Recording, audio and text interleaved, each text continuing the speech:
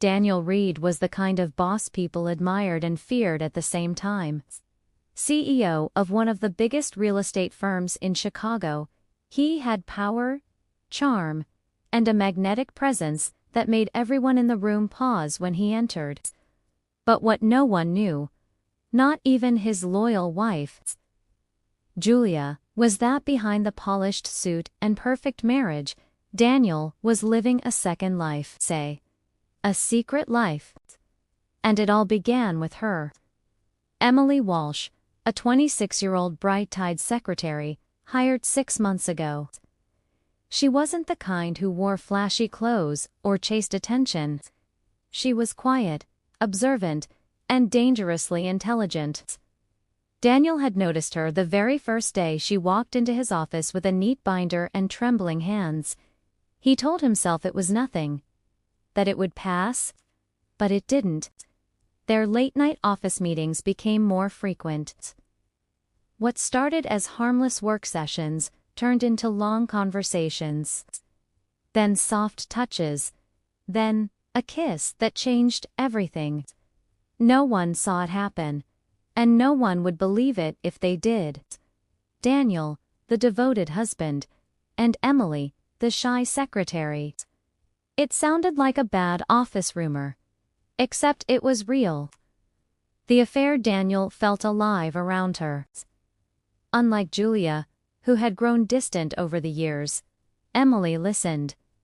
She asked about his dreams, not just deadlines.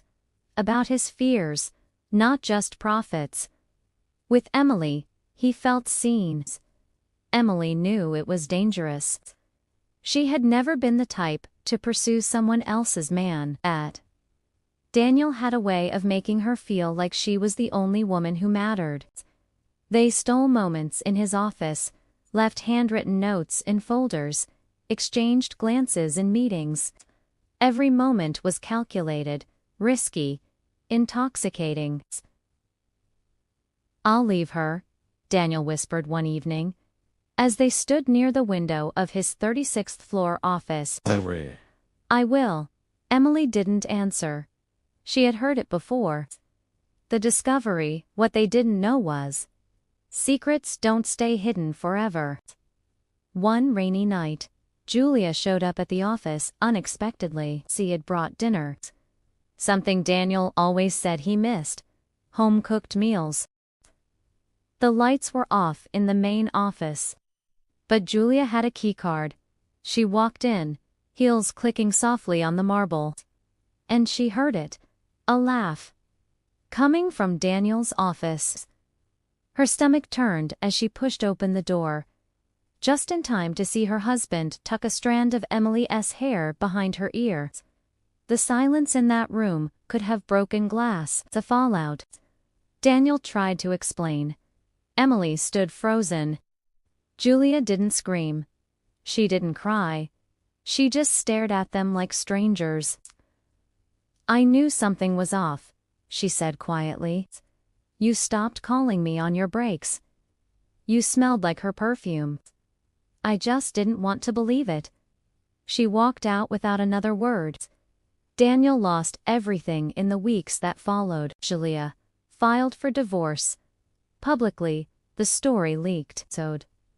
Clients pulled out. Investors lost confidence. Emily resigned. She packed her things in silence and left behind nothing but a short letter. "I never wanted to be your secret. And I never wanted to be the reason your world burned down." The ending months passed. Daniel sat in his now empty office, stripped of its no wife, no lover.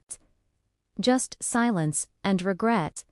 Sometimes, he checked his inbox, hoping for a message from Emily. It never came.